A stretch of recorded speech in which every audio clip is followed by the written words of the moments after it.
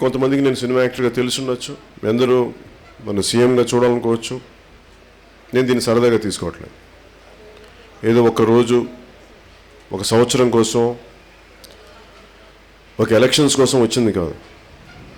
So మీ అందరూ కూడా మేమందరూ ఎంత బాధ్యతగా ఉన్నామో మీరు కూడా మీ పరిధుల్లో చాలా బాధ్యతగా ఉండాల్సిన అవసరం ఉంది.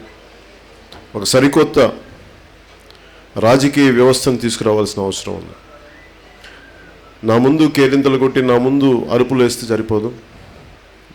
పార్టీ ఆలోచన విధానాన్ని, ఎందుకంటే నిన్న సభలో మాట్లాడుతున్నప్పుడు కూడా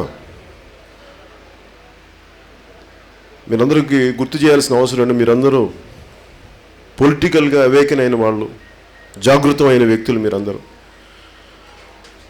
2014లో రాష్ట్ర విభజన జరిగినప్పుడు నా కోపం వచ్చింది, ఆవేదన వచ్చింది. నా ఇంట్లో వాళ్ళని కొడితేనో, నా అన్నదమ్ములు కొడితేనో నా బాధ రాల. తోటి తెలుగు వాళ్ళని, ఆంధ్రుల్ని చట్టసభల్లో, పార్లమెంట్లో దాడి చేసి బయటికి గెంటి అసలు అప్రజాస్వామికంగా కొట్టేస్తే, బయటికి పంపిస్తే రాష్ట్ర విభజన జరిగింది. అంటే ప్రతిదీ మనకెందుకులే అంటే రేపు పొద్దున మన ఇళ్లలో కూడా సమస్యలు వస్తాయి. ఆ రోజున రాష్ట్రం విడిపోతే ఏమవుద్ది, ఏం జరగదన్నారు. ఈ రోజున ప్రతి ఒక్కళ్ళు కులాలు, మా కులాలు అని మాట్లాడతారు. బీసీ కులాలు అంటారు, ఎస్సీ కులాలు అంటారు, ఇవన్నీ మాట్లాడతారు, అగ్ర కులాలని.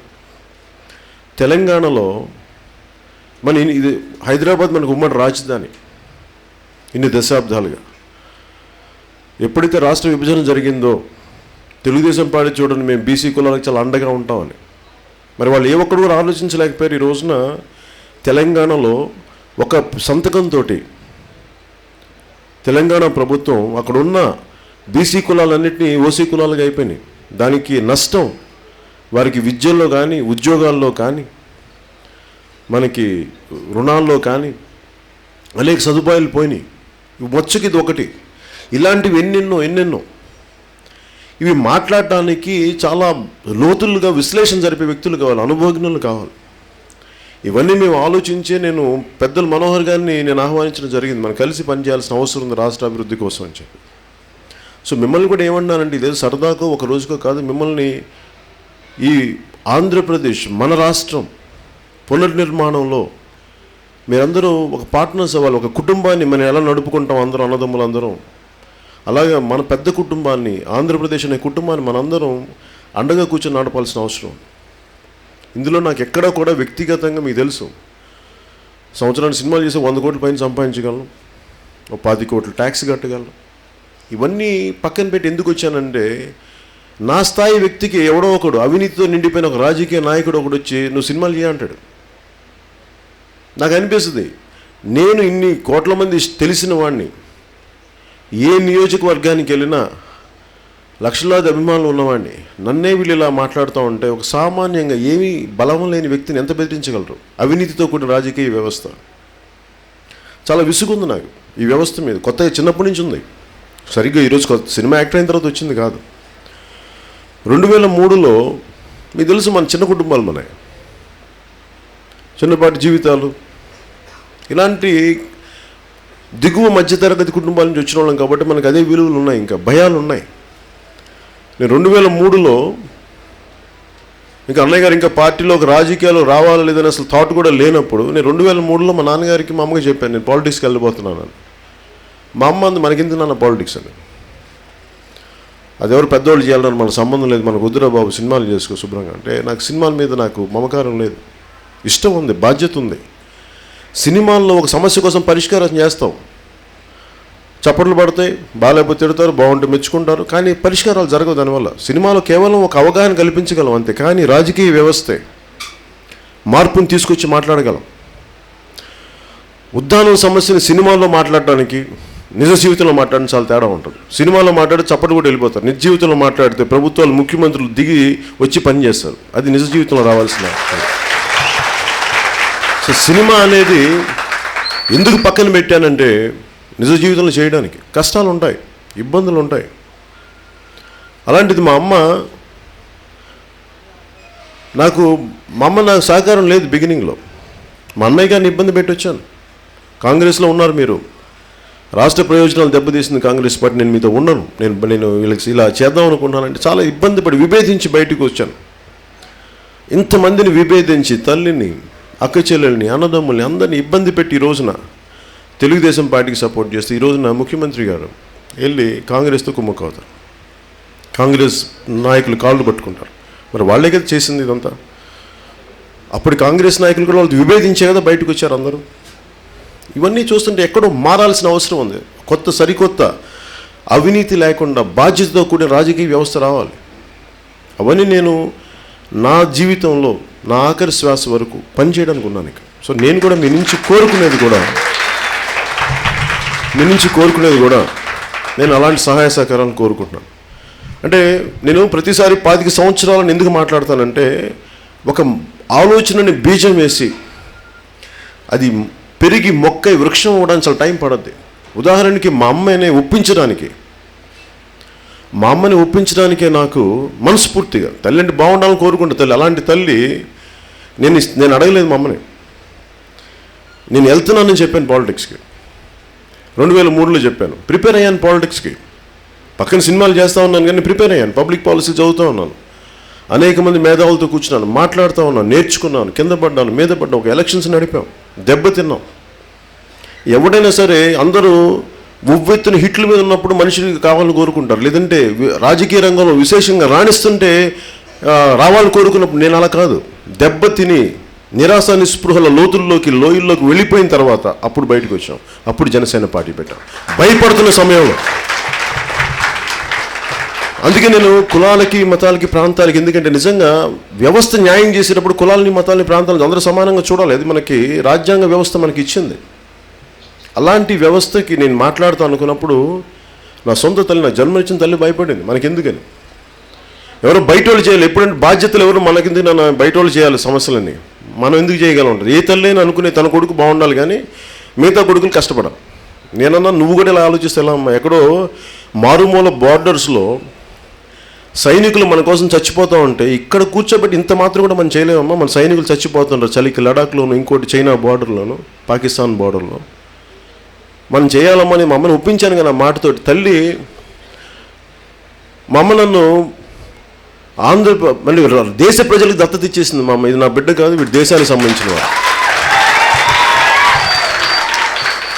అంటే మా అమ్మ నోట్లో నుంచి ఆ మాటలు రావడానికి మీరు ఊహించుకోండి. 2003 నుంచి 2018కి మొన్న మా ఆఫీస్కి వచ్చినప్పుడు కొంచెం 2003 నుంచి మీరు కూడా కూర్చోండి. 2003 నుంచి 2018 దాదాపు 1.5 దశాబ్దం పట్టింది నా సొంత తల్లి మనస్ఫూర్తిగా నన్ను ఆశీర్వదించడానికి. నువ్వు బాగుండాలి, నువ్వు దేశానికి సంబంధించిన వ్యక్తివి, సమాజానికి సంబంధించిన వ్యక్తివి, నువ్వు నా బిడ్డవు కాదు, నువ్వు కుటుంబాలు, నీది పెద్ద కుటుంబం, నీది మా కుటుంబం కాదు నువ్వు అని చెప్పి, అలాంటి నీకు అండగా ఉండడానికి మీ నాన్న కష్టపడి కానిస్టేబుల్ స్థాయి నుంచి ఎదిగి ఏదో ఒక జీతాన్ని, ఆయన రిటైర్ అయిపోతే ఆయన పెన్షన్ అమ్ముకున్నారు. దానివల్ల ఇంకా తక్కువ పెన్షన్ వస్తుంది. ఆ అమ్ముకున్న మిగిలిపోయిన పెన్షన్ని ఆయన కొంచెం ఏదో పెట్టుకుని ఆవిడ ఒక 4 లక్షల రూపాయలు ఇంతకాలం నుంచి పోగేసి అది జనసేన పార్టీకి మన ఆఫీస్కి వచ్చి ఇచ్చింది. ఎందుకు ఇచ్చిందంటే మనస్ఫూర్తిగా నా తల్లి, నువ్వు దేశానికి సంబంధించిన వ్యక్తివి, కుటుంబాన్ని, అంటే నేను ఇంత తపన పడ్డాను. ఎందుకు చెప్తున్నాను ఇదంతా? చప్పట్లు కొట్టించుకోవడానికి దీనికి కాదు. నేను ఇంత తపన పడుతున్నాను. దేనికోసమే తపన?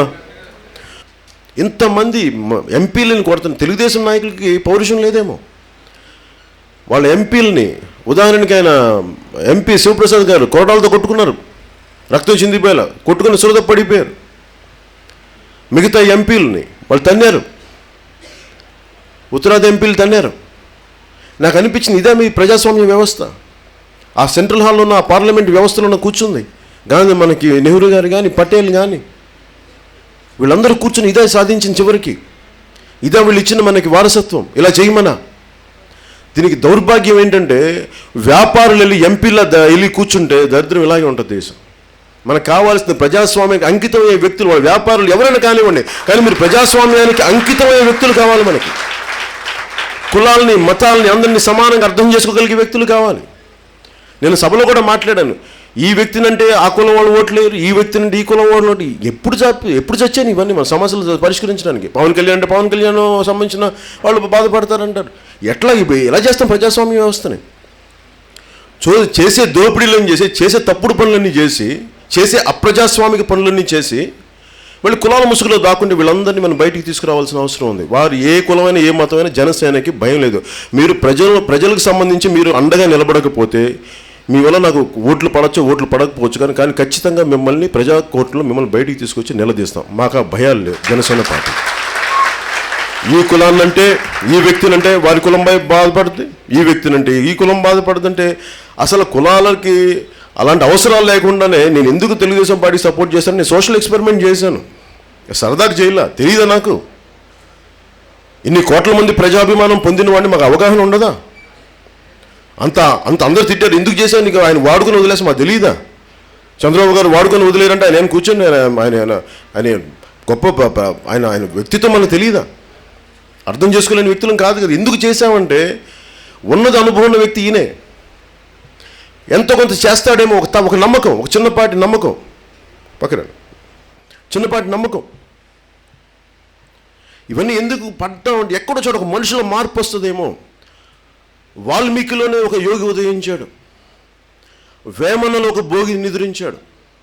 అలాగే మన చంద్రబాబు గారిలో ఏదైనా ఒక గొప్ప వ్యక్తి వస్తాడేమో బయటికి అనుకుంటే రాలేదు. పాప ఆయనకి అలా పడున్నాడు, నిద్రాణమైనాడు. వాల్మీకి గారి నుంచి యోగి రావచ్చేమో కానీ దేశంలో, వేమన గారి నుంచి భోగిని పడుకోబెట్టచ్చేమో కానీ ముఖ్యమంత్రి గారి లోపల నుంచి మటుకు గొప్ప నాయకుని మనం బయటికి తీసుకురాం. అందరూ క్షేమం కోరికల నాయకుడిని తీసుకురాం.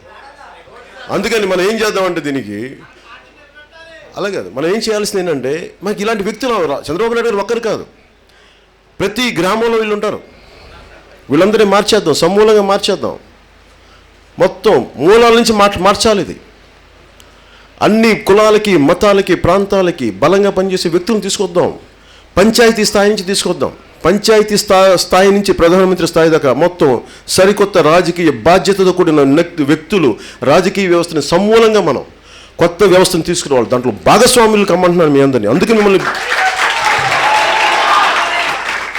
నేను ఒక్కడిని ముఖ్యమంత్రి అయితే సరిపోదు. నేను ఒక పాలసీలు పెడితే మీ అందరం కూర్చొని ఒక పాలసీ పెడితే అది కింద దాకా ఒక డ్వాక్రా మహిళకి వెళ్ళాలి. కింద దాకా వెళ్ళాలంటే మనందరూ కలిసికట్టుగా ఉండాలి. అందుకే నా చప్పట్లు ఇవన్నీ ఎందుకు నాకు పెద్ద ఆనందం కలిగించమంటే, ఏ రోజు ఆనందం కలిగిస్తుంటే మేబీ నా జీవితపు ఆఖరి శ్వాసలో ఒకసారి వెనక్కి చూసుకుని ఏదైనా ఒక 2-3 మంచి పనులు చేశామంటే ఆ రోజున సంతృప్తిగా వచ్చిన పాటు చిరునవ్వు నవ్వుతానేమో. కానీ నేను ఇప్పుడు నవ్వే నవ్వు నీకు మిమ్మల్ని ఆనందించడానికి లేదంటే మిమ్మల్ని సరదాగా తీసుకుంటానికి తప్ప గుండెల నిండుగా నేను ఎప్పుడు తలకెక్కించుకోను. మీరు ఇచ్చే నాకు ఈ చప్పట్లు కానీ ఈ కేరింతలు కానీ ఉత్సాహం కానీ నేను దాన్ని బాధ్యతగా తీసుకుంటాను. జాగ్రత్త దారిలో ఉండని చెప్పి ప్రతిసారి పవర్ స్టార్ సీఎం అంటే నువ్వు జాగ్రత్తగా ఉండు, విలువలు పోకుండా దారిలో నడువు అని చెప్పడానే తీసుకుంటాను తప్ప నేను మీ కేరింతలను ఎప్పుడు ఏ రోజు తలకెక్కించుకోను. అది బాధ్యతగా తీసుకుంటాను మీకు. అలాగే నేను మీ అందరినీ కోరుకుంటుంది, జనసేన పార్టీ నాయకులందరికీ కూడా ప్రతి ఒక్కరు కూడా మీరు ఏ కులాల నుంచి వచ్చినా కానీ దయచేసి మీరు కులాలను ముందు పెట్టకండి. మేము అలసిపోయాం. అన్ని కులాలు సమానం ఇక్కడ. అది ఏ కులం కావచ్చు, ఏ కులం, అన్ని కులాలు సమానం ఇక్కడ. ఒక కులానికి ఎక్కువ పీట అయ్యాం, ఆ కులాల నిష్పత్తిని బట్టి ఎంతెంత ఉందో అది చేస్తాను తప్ప అందరినీ కూర్చోబెట్టి మీరు అధికంగా మీరు ఎక్కువ ఆలోచించేసి దయచేసి ఇవన్నీ నేను అర్థం చేసుకోలేని వ్యక్తిని కాదు. నేను సమాజాన్ని అంబేద్కరిజాన్ని చాలా భావాలని మూలాల్లోకి నింపుకున్నవాడిని. అది దయచేసి జనసేన నాయకులు కూడా ప్రతి ఒక్కరికి పేరున ఇది నా విన్నపం. దయచేసి మీరందరూ ఏదన్నా శృతి మించి మాట్లాడితే దయచేసి కరెక్ట్ చేసుకోండి. ఎందుకంటే అది మిగతా పార్టీలాగా నేను అలాంటి వీరు లేకపోతే నా పార్టీ నష్టపడద్దేమో అని నేను ఎప్పుడు అనుకోను. ఎందుకంటే నా విలువలు పార్టీ విలువల వ్యక్తుల్లో ప్రతిబింబించినప్పుడు నేను ఓడిపోవడానికి సిద్ధపడతాను, కానీ పార్టీ విలువల్ని చంపుకోవడానికి నేను సిద్ధపడను. నాకు అలాంటి గెలిపోతే అలాంటి సో మీ నుంచి కోరుకునేది కూడా నేను మీకు అండగా నిలబడతాను. యువతకు ఉద్యోగాలు మీ అందరికీ నేను ఎందుకు వచ్చానంటే ఆడపడుచులకు అండగా ఉండాలి. 25 సంవత్సరాల 25 కేజీల బియ్యం కాదు మనకు కావాల్సింది, 25 సంవత్సరాల ఫ్యూచర్ కావాలి. 25 సంవత్సరాల భవిష్యత్తు ఇవ్వడానికి వచ్చాం మేము. అందుకని మీరు అండగా కావాలి, మీ సహకారాలు కావాలని మనస్ఫూర్తిగా తెలియజేసుకుంటూ, మీరందరూ కష్టపడ్డారు. నిన్న ట్రైన్ జర్నీ ఎందుకు చేశామంటే, తుని అనే ఒక సంఘటన, దుర్ఘటన, రైల్వే బోగీలు కాల్చేయడం అనేది అది మనకి మన రాష్ట్ర చరిత్రలోనే ఒక మచ్చలాగా అయిపోయింది. నేనేమంటానంటే, ఒక సమస్య 10 మంది అరుస్తున్నప్పుడు మనం వెళ్ళి అడగాలి, ఏంటి సమస్య అని వినాలి. అలాంటిది రాష్ట్ర ప్రభుత్వాన్ని ఎందుకు ఎన్నుకున్నామంటే, మీరు వినండి సమస్య. ఇన్ని లక్షల మంది రోడ్ల మీదకి వచ్చారు, వినండి వాళ్ళ సమస్య ఏంటో. అంటే గొడవ దుర్ఘటన జరిగే వరకు మీరు ఎందుకున్నారు అంటే, రాష్ట్ర ప్రభుత్వం కావాలని దుర్ఘటన జరిగేలా చేయడానికి ఉందా అని అనిపిస్తుంది నాకు ఒక్కోసారి. ఉదాహరణకి మన ధవళేశ్వరం బ్రిడ్జి మీద వస్తుంటే మన పోలీసులు లేరు. 3 గంటల ముందు పోలీసులు వ్యవస్థ చెప్తామని మీకు పర్మిషన్ క్యాన్సిల్ చేశాను, 3 రోజుల ముందు ఇచ్చిన పర్మిషన్ 3 గంటల ముందు చేస్తామంటే అది ఏం చెప్పడం, ఏం సంకేతాలు పంపిస్తామంటే మీరు నలిగి చచ్చిపోండి, గోదావరిలో పడిపోండి. వందల మంది పడిపోతే అది ఒక న్యూస్ అవుద్ది. అదా మీరు ఆలోచించేది? ఇదే ప్రభుత్వాలు ఆలోచించాల్సింది, ఇదే పోలీసు వ్యవస్థ ఆలోచించాల్సింది. ఇలాంటి పోలీసు వ్యవస్థకి ఇలాంటి సంకేతాలు పంపాల్సింది ముఖ్యమంత్రి గారు.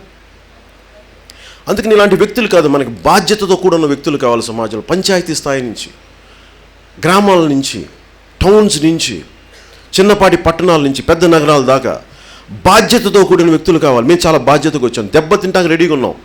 గెలుపు కూడా మా టర్మ్స్ అండ్ కండిషన్స్, మా విలువల మీద దాని మీద మేము గెలుపు కావాలని కోరుకుంటున్నాం. కానీ అడ్డగోలు మేము కూర్చోబెట్టి అడ్డదారులతో గెలుపు పలకొద్దు.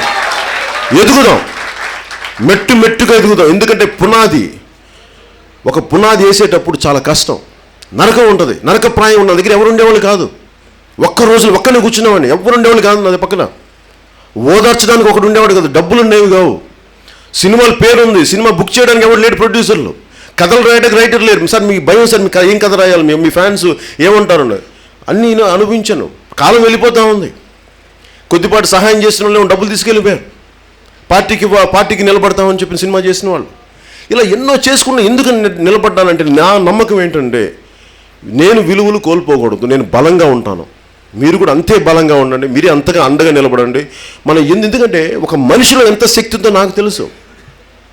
ఒక్కడే ఎప్పుడు నేను సభలో కూడా చెప్పాను, బ్రిటిష్ వాళ్ళు ఆ రోజున ఒక బ్రిటిష్ అహంకారమైన ఒక దురహంకారి, ఒక శ్వేత జాతీయుడు, ఒక బారిస్టర్ చదువుకున్న ఒక వ్యక్తిని, బ్యారిస్టర్లా చదువుకున్న వ్యక్తిని ట్రైన్లో నుంచి, నీకు ఈ రంగు మాకంటే తక్కువ ఉన్నావు కాబట్టి పనికి చేయని చెప్పి ఇంట్లోంచి కంపార్ట్మెంట్ నుంచి గెంటేస్తే, ఊహించగలడా కొన్ని దశాబ్దాల తర్వాత ఆ వ్యక్తి ఇలాంటి శ్వేత జాతీయులందరినీ భారతదేశం నుంచి గెంటేస్తాడా అని? అంటే గెంటేయగలడు. అంటే మనిషి తాలూకు శక్తి అంత గొప్పది. గాంధీ గారు ప్రూవ్ చేశాడు. అలాగే మీలో ఒక్కొక్కరిలో ఏం శక్తి ఉందో ఎవరికి తెలుసు, మీరు ఊహించుకోవాలంతే. మీకు మీరు నిర్ధారించుకోవాలి. నేను నా దేశానికి, ఎందుకంటే కేవలం నా కోసం ఈరోజు నేను వచ్చాను, నా కోసం పనిచేస్తే నాకు ఇంత శక్తి రాదు, నా సినిమా అంటే నాకు శక్తి రాదు, ఇంత చెప్తున్నాను. నేను అందరి కోసం నాకు వచ్చే శక్తి చాలా అపరిమితమైన శక్తి వస్తుంది, అపరిమితమైన శక్తి. ఎందుకంటే నాకు స్వార్థం లేని చోట శక్తి చాలా బలంగా ఉంటుంది. కేవలం నా వరకంటే అది కూడా శక్తే, కానీ ఇంత బలమైన శక్తి అయితే ఉండదు, ఇంతమందిని ప్రభావితం చేయగలిగే శక్తి ఉండదు.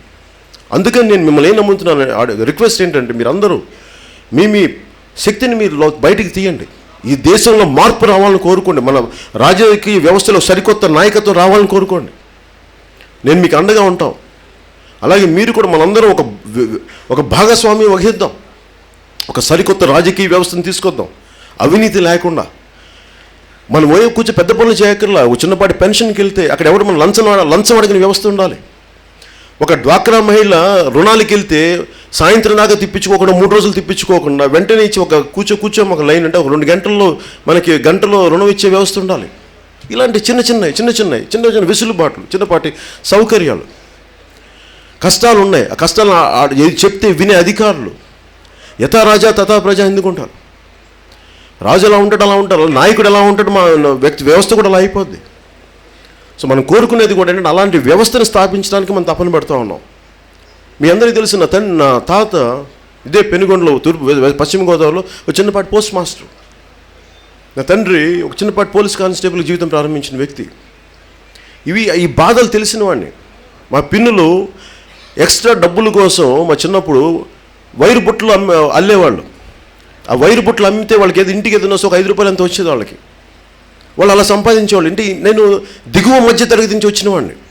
నా కష్టం నాకు బాగా తెలుసు. ఒక ఉమ్మడి కుటుంబాన్ని నడపడం, ఇంతమంది కుటుంబాలని తక్కువ జీతంతో, తక్కువ సంపాదనతో తీసుకెళ్ళడం చాలా కష్టం, తెలుసు నాకు. ఆ విలువలు ఎప్పుడు చచ్చిపోలేదు నాకు. ఆ విలువలు ఇంకా బతికించుకునే ఉన్నాను నా గుండెల్లో. ఆ బతికించుకున్నాను కాబట్టి ఈరోజు నన్ను మిమ్మల్ని ఈ రోజున రాజకీయపరంగా మిమ్మల్ని ఇలా ముందు నిలబెట్టింది. మీ సమస్యలకి ఇలాగా పోరాటం చేసేలాగా మీ ముందు జనసేన పార్టీ ద్వారా తీసుకొచ్చింది నన్ను. అందుకని నేను కోరుకునేది కూడా ఇలాంటి ఆలోచన విధం అందరం కలిసి వెళ్దాం. మీరందరూ కష్టపడ్డారు నేనంతా.